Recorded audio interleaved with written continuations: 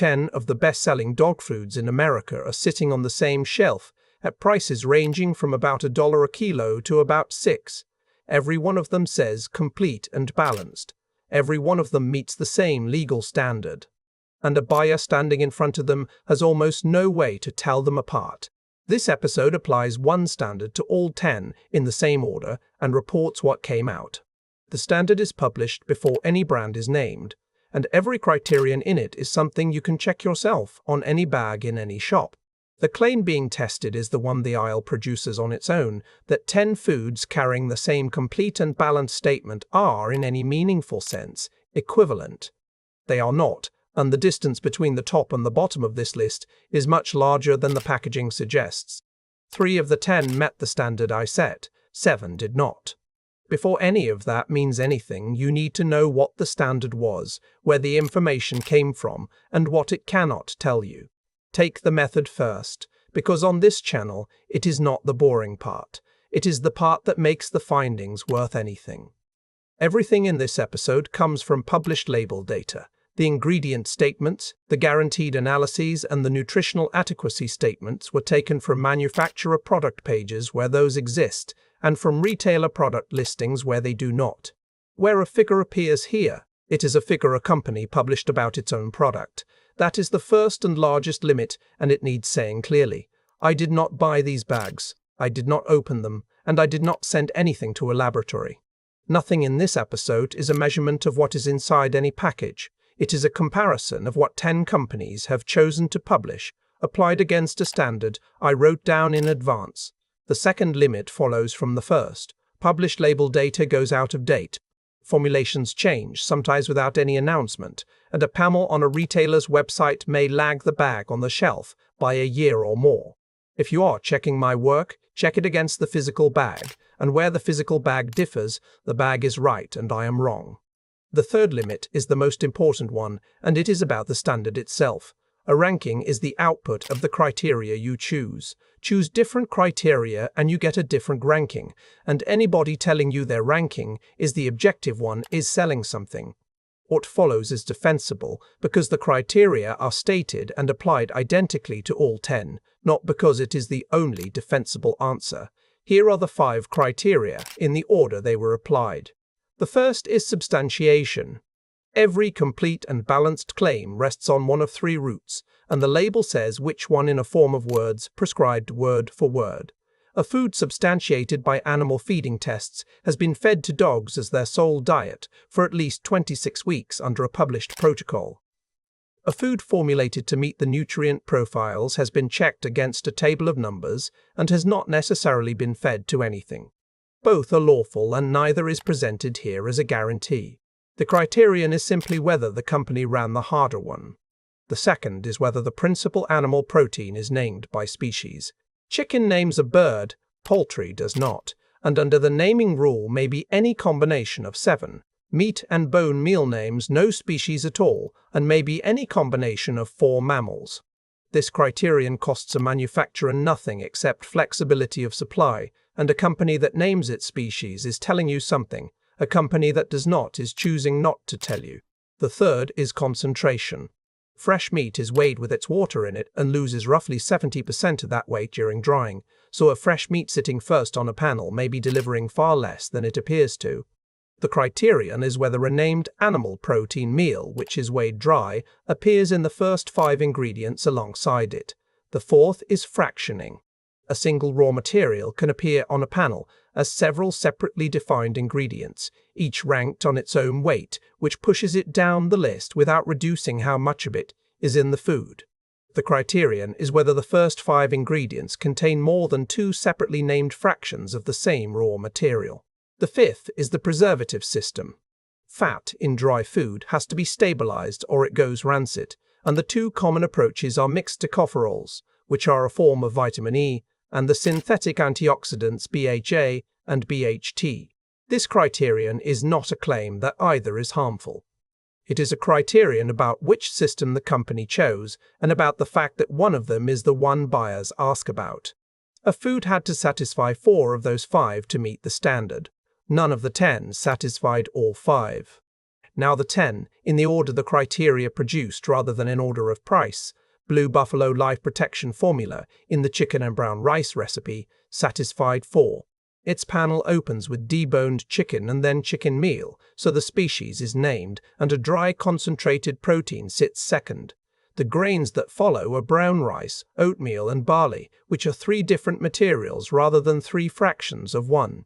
The company states that the food contains no chicken or poultry byproduct meals and no corn, wheat or soy.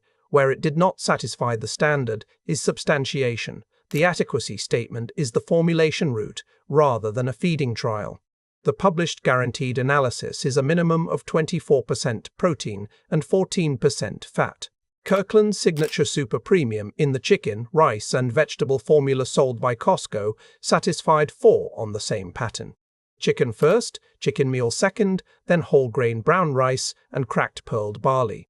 The published guaranteed analysis is a minimum of 26% protein and 16% fat, which is the joint highest protein figure on this list. The fat is stated as preserved with mixed tocopherols. It did not satisfy substantiation either, carrying the formulation statement for maintenance of adult dogs. Diamond Naturals, in the chicken and rice formula, satisfied 4. Chicken first, chicken meal second, then whole grain brown rice and cracked pearled barley, with white rice appearing further down, which is 2 rice fractions and inside the limit the criterion allows. Published protein is 26% and fat 16%. Its adequacy statement is the formulation route for all life stages including growth of large-sized dogs at 70 pounds or more as an adult, which is the qualifier that matters if you have a large breed puppy. Those are the 3 that met the standard, and it is worth pausing on what they have in common, because it is not price. One is a boutique brand sold at a premium, one is a warehouse club store brand, and one is a value brand sold largely through farm and feed retailers. The standard did not reward the expensive ones, it rewarded the ones that named their protein, concentrated it, and did not divide their grains. The remaining 7 each failed at least 2 criteria.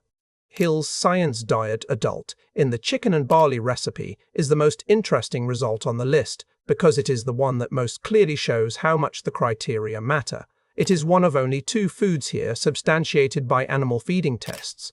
Its adequacy statement reads that animal feeding tests using AAFSACO procedures substantiate that the food provides complete and balanced nutrition for maintenance of adult dogs, which is the harder route and the one most companies do not run.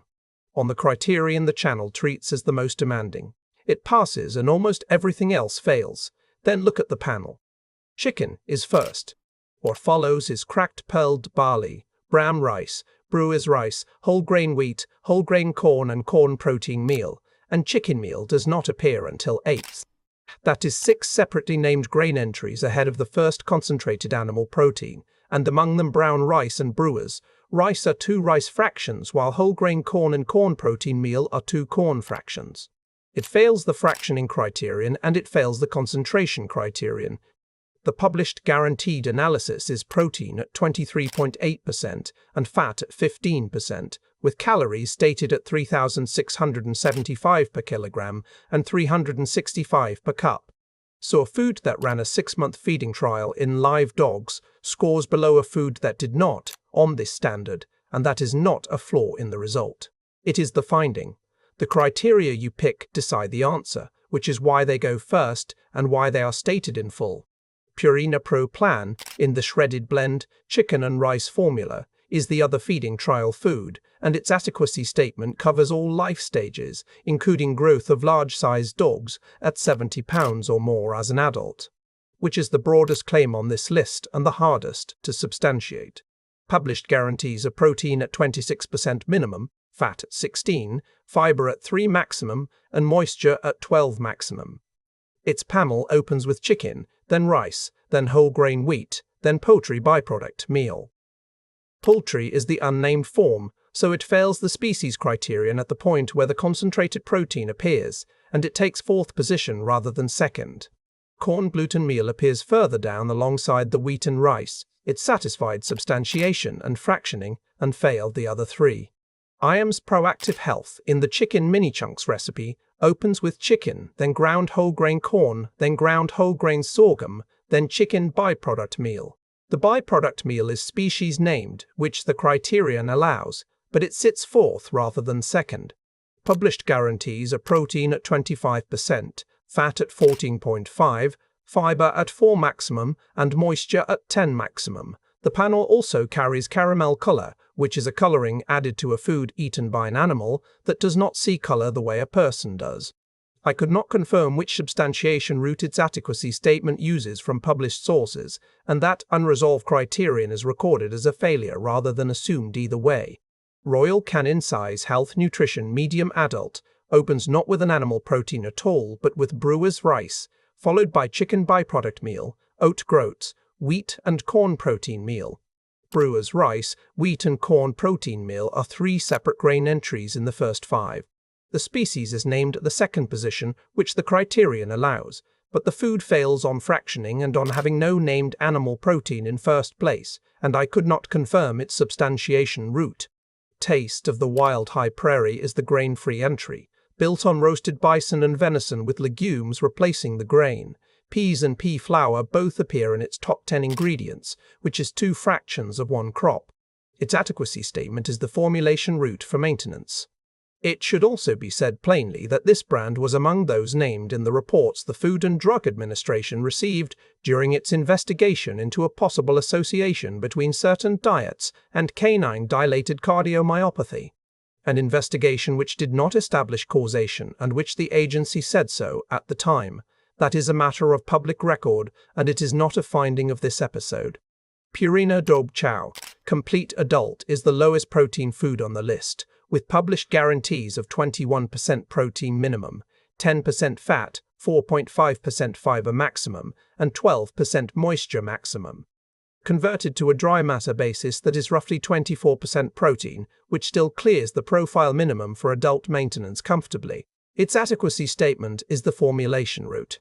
Corn gluten meal and soybean meal appear on the panel, and it failed on concentration and on fractioning. Pedigree Complete Nutrition Adult scored lowest against this standard, satisfying 1 criterion of 5.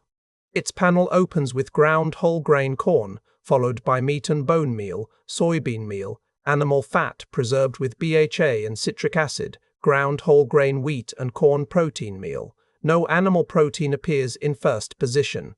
Meat and bone meal names no species and may be any combination of cattle, swine, sheep, and goats. Ground whole grain corn and corn protein meal are 2 corn fractions. The fat is preserved with BHA rather than tocopherols. Its adequacy statement is the formulation route for maintenance. 2 patterns came out of the 10 that were not part of the standard and are worth reporting anyway. The first is how few companies run the feeding trial. Of the 10, 2 carry the animal feeding test statement and 6 carry the formulation statement, and for 2 I could not confirm the wording from published sources. So on the best available reading, at most 2 of the 10 best-selling foods in this comparison have been fed to dogs as a sole diet under the published protocol, and the rest were checked against a table. Both routes are lawful, both produce the identical 3 words on the front of the bag, and the difference is invisible unless you know the 2 forms of words to look for. The second pattern is a gap in what gets published, and it blocked one of the comparisons I intended to run. I set out to convert every protein figure to a dry matter basis, which is the only way to compare 2 foods honestly, because a guarantee stated as fed includes the water. Doing that requires the moisture figure, and moisture is a required guarantee on the label itself. But several of the published listings I worked from carried protein, fat, and fiber without carrying moisture, and where the moisture figure was missing, I could not do the conversion. That is a limitation of my sources rather than a finding about those companies, and I am reporting it because it changes what this episode can claim. Where moisture was published, the dry matter figures cluster far more tightly than the as-fed figures do, which is itself worth knowing. Foods that look several percentage points apart on the front of a bag are often within a point or 2 of each other once the water is taken out. I contacted all 10 manufacturers before publication, and this episode records which of them replied and what they said. So what does all of this actually establish? It establishes that 10 foods carrying the identical complete and balanced statement differ substantially in how that statement was earned, in whether their protein is named, in whether it is concentrated, and in how many ways a single grain has been divided across their panels. All of that is legible on the packaging, and none of it is disclosed in a form that a shopper can read at a glance. It does not establish that any of these foods is unsafe, and I want to be exact about that, because it is the line this whole channel stands on. Every one of these products meets a legal standard for complete and balanced nutrition. 7 of them did not meet a standard that I wrote, using criteria I chose, applied to data the companies published. Those are very different statements, and only the second one is mine to make. It also does not establish that the 3 at the top are better foods in any outcome an owner would care about. Digestibility, palatability, batch consistency, and what actually happens to an animal over 10 years are not visible on a label, and no amount of reading panels will make them visible. So, practically, turn any bag over and run the same 5 checks in the same order. Read which of the 3 adequacy sentences it carries. Read whether the animal protein names a species. Look for a named meal in the first 5 ingredients, not just a fresh meat. Count the grain and legume entries and group the ones that came from the same crop. Read what the fat is preserved with. That takes about a minute. Once you have done it twice, it works on any bag in any shop, and it does not require you to trust my ranking or anybody else's, which is the entire point of publishing the method before the